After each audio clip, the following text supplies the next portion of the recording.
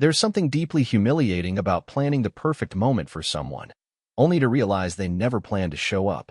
My name's Jason. I'm 30, and for 3 years, I was in a relationship that I thought was heading somewhere real, the kind of real you build futures on. Lisa was my girlfriend. 28. Charismatic, sharp, and the kind of person who could light up a room and walk out with everyone's attention. And I was the guy who made sure she never had to question if she was loved. I was the planner, the giver, the one who always remembered the little things, her coffee order, the name of her childhood cat, which side of the bed she liked to sleep on when it rained. And when our 3-year anniversary landed just a few days after her birthday, I knew I wanted to do something unforgettable, something that would show her and maybe remind myself that all this effort meant something. So I pulled out all the stops. 5 nights in Miami. Not just any trip, a luxury beachfront resort, full itinerary, the best suite they had, champagne waiting in the room. A private dinner under the stars. Sunset boat ride. I even paid extra to have a violinist play during dessert. Because I wasn't just taking her on vacation. I was going to propose. That ring? Took me 11 months to pay off in full. Classic, understated, elegant, just like her. I'd kept it hidden in my sock drawer for weeks, rehearsing the moment in my head. I'd pictured everything. Soft waves in the background, her laughing, turning around, and seeing me down on one knee. I'd imagined the tears. The yes. The kiss. God, I was so sure. When I told her about the trip, she lit up. Miami? That's going to be so good for my feed, she joked, already talking about outfits and sunset selfies. It bothered me a little, how she focused more on Instagram content than the actual experience, but I let it go. That was Lisa. She liked the spotlight. I liked watching her shine. But as the weeks ticked by and the trip got closer, something started shifting. The excitement in her voice disappeared. She stopped asking about plans. Whenever I brought it up, she got vague, yeah, should be fun, or we'll see how things go. No warmth. No sparkle. Just rehearsed lines, like she was reciting something she'd already said too many times. At first, I thought it was stress. She'd mentioned work had been piling up. I gave her space, stayed patient, reminded myself not to be that guy, the clingy, paranoid boyfriend who reads too much into things. But it got worse. She started pulling away, taking hours to respond to messages, skipping our calls, canceling dates last minute. And always with the same excuse. Work's a mess right now. I'm drowning. I believed her. Until I saw her tagged in a photo, dinner with her friend Taylor, the night she told me she was stuck finishing a client project. She didn't know I saw it. I didn't bring it up. But something in me cracked that night, a small, sharp edge of doubt that I couldn't unfeel. I wish I could say I followed that instinct sooner, that I confronted her, that I got answers before everything blew up in my face. But I didn't, because I was too focused on making the proposal perfect, too busy buying champagne and planning playlists, too distracted trying to give her a fairy tale to notice she was already writing a different ending. The night before our trip, I barely slept. I laid everything out: tickets, confirmation emails, my suitcase packed down to the cufflinks I'd picked for the beachside dinner. The ring was tucked inside a zippered side pocket of my carry-on, resting next to the black velvet box that had been sitting in my sock drawer for weeks. I double-checked everything again and tried to settle the knot in my stomach. Lisa had texted earlier. Going to bed early, so I'm fresh for the flight. That was it. No warmth, no excitement, no inside joke. It read like a work email. But I told myself she was just tired. Told myself not to read into it. At 7 a.m. sharp, I was up, dressed, and ready to pick her up by 9. Except one problem: I couldn't find my passport. Not in the drawer. Not in my desk. Not in the kitchen file cabinet where I usually keep anything important. Then I remembered. I'd used it recently for onboarding paperwork at the office. It had to still be there. No big deal, I told myself. A quick detour, and I'd still have time to grab Lisa and head to the airport. I sent her a quick message letting her know I'd be 30 minutes late. No response. I arrived at the office building a little before 8. It was quiet. Most people weren't in, which made it all the more surprising when I ran into Jenna, my assistant, sorting papers near the front desk. Morning, she said, raising an eyebrow. You're early. Didn't expect to see you before the one meeting. I stopped walking. What meeting? Her face scrunched in confusion. One Corporation. It's been on your calendar all week. You confirmed it Monday. My pulse slowed. I didn't confirm anything. She looked even more confused and gestured toward my desk. Well, someone did. I walked over and opened my laptop, pulled up the invite. There it was, Monday, 10 a.m. confirmed. I clicked the thread. My stomach dropped. The response hadn't come from me. It had come from my email, but the wording, the tone, it wasn't mine. I didn't write, "Jason will be there." Sounds great. But I knew exactly who did. Lisa had access to my laptop. She'd used it plenty of times. Sometimes to check her email, sometimes to watch YouTube while I worked late. It was her. She didn't just make up a lie. She didn't just cancel plans. She engineered my absence. She knew I wouldn't skip a meeting once it was locked in, especially not with a client like WN Corporation. My career mattered too much. She counted on it. And she was right. I should have walked out. Canceled the meeting. Got on the plane anyway. But I didn't. I played the part one was set up for. I walked into the conference room, shaking, smiling, pretending nothing was wrong while every bone in my body screamed otherwise. I went through the motions. I nodded. I spoke. I performed. And when it was over, I rushed to my desk. I didn't call her. Not yet. Instead, I opened Instagram. I don't know why. Maybe part of me already knew what I was going to find. Maybe I needed the truth to slap me in the face. And it did. There she was, smiling poolside at the very resort I booked. Our suite. Our balcony. The pool I'd pictured us in, laughing. The bar I'd asked to prepare a custom cocktail for her birthday. She was there. And I wasn't. She wasn't alone either. Taylor was there. And two guys I didn't recognize.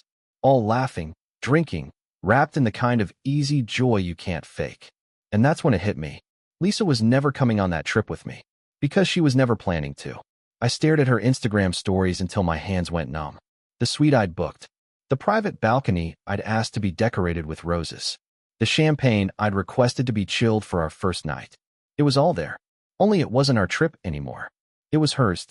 She hijacked it. And she didn't even try to hide it. There were photos of her laughing by the pool with Taylor. Videos of them clinking glasses with guys I'd never seen before. Casual poses on the beach, caption like she was on some wellness retreat instead of living off someone else's wallet. I texted her once. "What's going on? Why are you there without me?" No reply. I called. Straight to voicemail. Called again. Same result.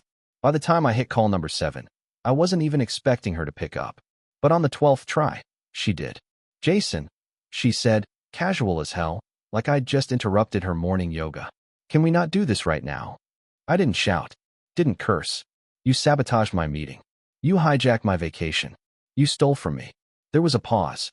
And then she exhaled like I was the one overreacting. "Look, I needed a break. You're always so rigid. So uptight. I just wanted to enjoy something for once." I felt my jaw tighten. "Lisa, I planned this for us. I was going to propose. This wasn't a break. This was the beginning of our life." Silence. Then came the sentence I'll never forget. "Well, maybe it's a good thing you didn't. You would have killed the vibe." That broke something in me. Not just anger. Not just heartbreak.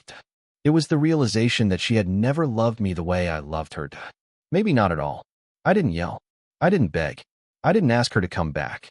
I just said, "You want to party without me? Fine. But you can do it on your own dime." And I hung up. Then I called the resort. Explained everything. Told them she wasn't authorized to be there, that the booking was under my name, and I wanted every remaining night canceled immediately. They were surprisingly sympathetic. Said they couldn't remove her since she'd already checked in, but they could cancel the rest of the reservation. I wouldn't get all of it back, but most of it. I told them that was fine. Then I started canceling everything else. Private dinner? Gone. Snorkeling trip? Gone. Sunset sail? The one where I planned to propose? Canceled. And the flight home? One call to the agency, and her return ticket was voided. She was staying in Miami. All right, just not on my money. After I canceled everything, I went radio silent. I blocked Lisa's number. Shut off social. Closed every window she might use to climb back in. But I knew it wouldn't end there. And I was right. A few hours later, my phone lit up like a slot machine. Blocked numbers. Private DMs. Messages from fake-looking accounts. Emails that started with fury and ended in desperation. "You're such a petty child. You really canceled everything? Grow up. Jason, please. I made a mistake. Let's just talk." I didn't reply. There was nothing left to say. She had lied, schemed, manipulated, and humiliated me, all for a few poolside selfies and a half-baked fling. But what really pushed me over the edge was knowing that her family, the Thompsons, still thought I was part of the picture. that we were in Miami together, that I was just some quiet, stable boyfriend tagging along on a trip she paid for herself. That's when I realized they needed to know the truth. So I called her mom. "Hi, Mrs. Thompson. I hope I'm not interrupting anything." She sounded cheerful at first until she heard my tone. "What's going on, Jason? Are you okay?" I told her everything. The fake work conflict, the stolen trip, the false narrative she'd spun about me being too career-obsessed to join her, and the fact that she was currently partying in a resort suite I had paid for without me. There was a long pause, then a slow, audible exhale. "Jason," she said quietly, "I had no idea. She told us you had to work and gave her the trip as a gift." No surprise. Lisa had lied to them too. Painted herself as the neglected girlfriend, the misunderstood woman trying to salvage a relationship with someone who cared more about meetings than memories.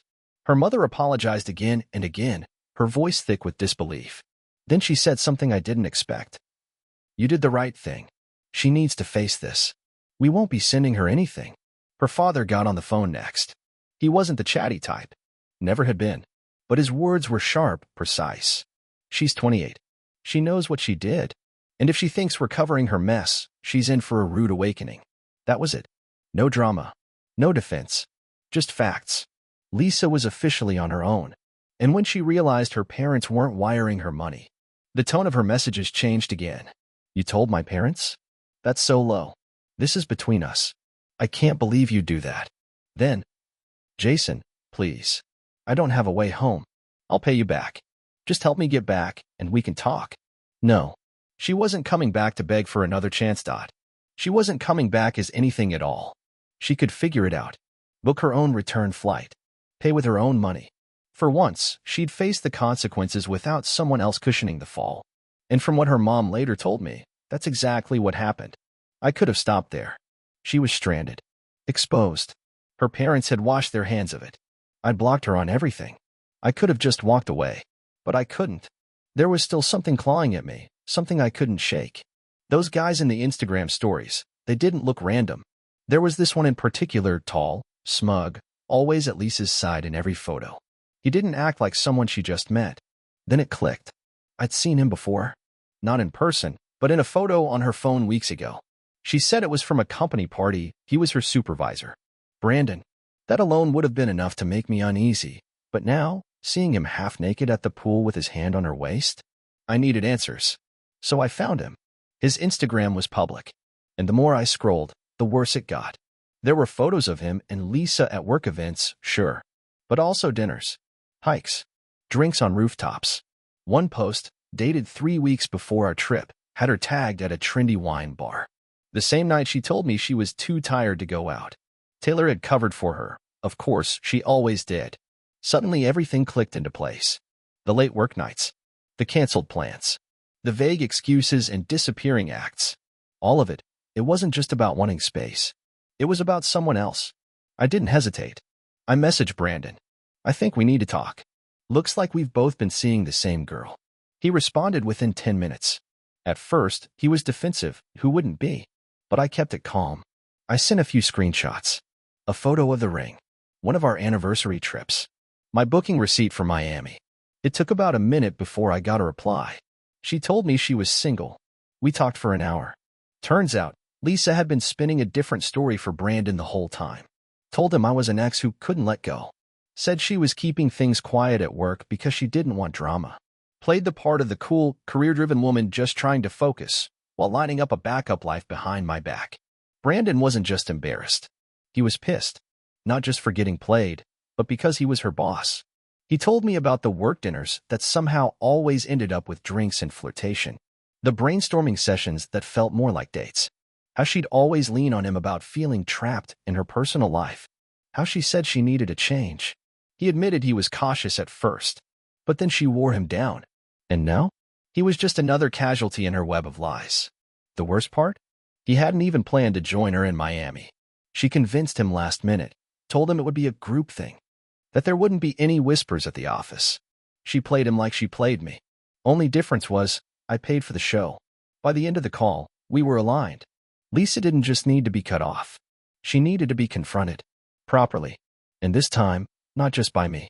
We didn't want revenge. We wanted truth.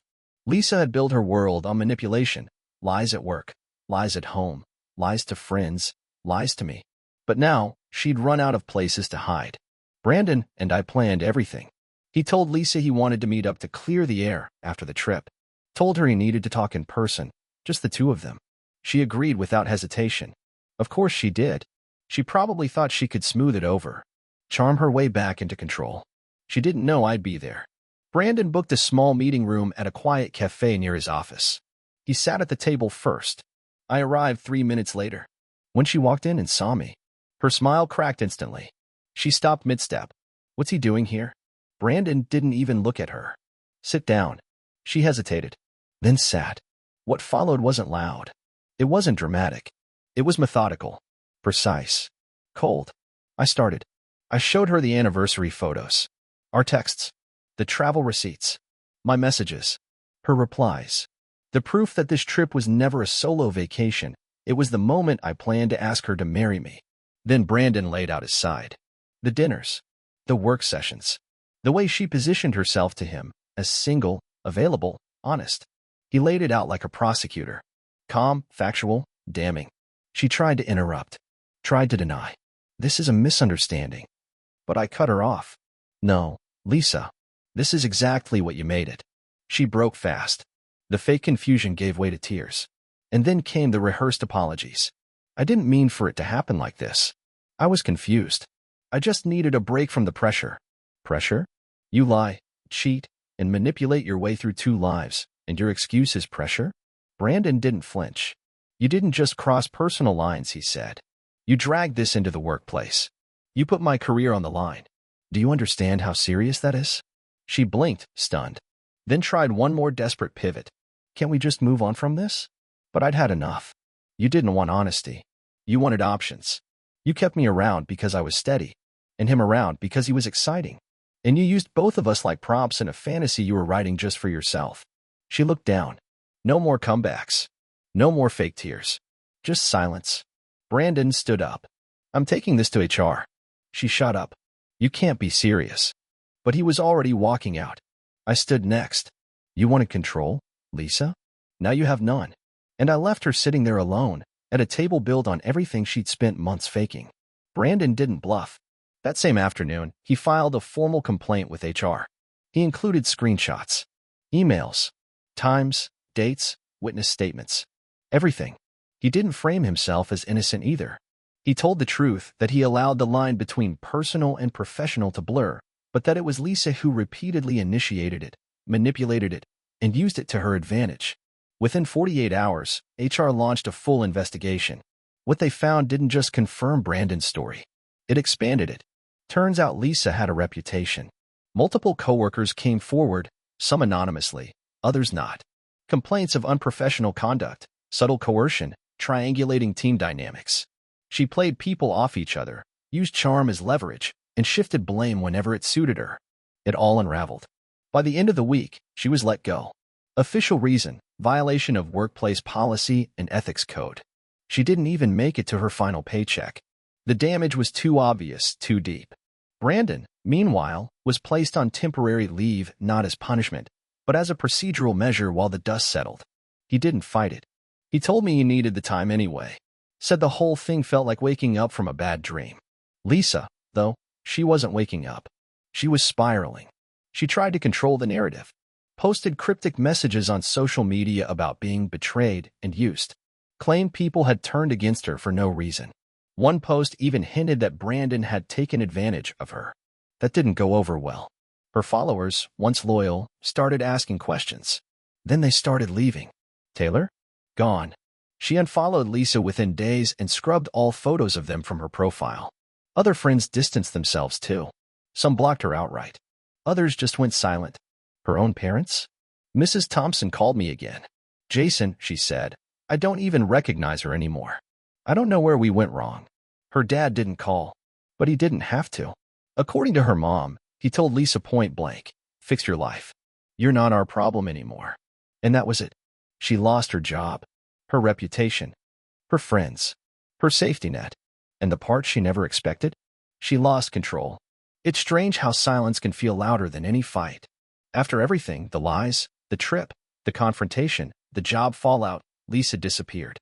No more calls. No more emails. No more desperate messages from burner accounts. Just silence. For the first time in weeks, I could actually hear myself think. I'd spent 3 years in a relationship built on false promises. I gave my time, my trust, my future. And in return, I got a woman who saw love as a game and people as pieces to move around when convenient. But I wasn't angry anymore. Not bitter. Just done. Lisa had lost everything she thought she controlled. Her job, her reputation, her alliances. But what really broke her? The realization that no one was coming to rescue her this time. She had burned every bridge and stood alone in the smoke. As for me, I moved forward. I booked a trip. Same destination. Different reason. This time, I flew to Miami alone. No itinerary. No ring. No expectations. I stayed in a smaller room, nothing like the oceanfront suite I once imagined. But it was mine. Paid for with my money, my decision, and my name on the reservation. No one else's fingerprints on the plan. I spent my days walking the beach. Reading. Surfing. Sitting in quiet cafes with no notifications pulling at me. I watched sunsets without trying to capture them, ate dinner without needing conversation, and slept deeper than I had in months. It was peaceful. Freeing. It reminded me that sometimes the most powerful thing you can do is not rebuild what someone broke, but leave it behind and build something better. Brandon and I still talk sometimes. He's getting his footing back. HR cleared him of any major wrongdoing, and he's decided to transfer to a new branch. Clean slate. Can't blame him. Lisa? I don't know where she is now, and I don't care. I blocked her on every channel for a reason. She made her choices. And now, so have I. No more looking back. No more wondering why. She lost me, but I didn't lose myself.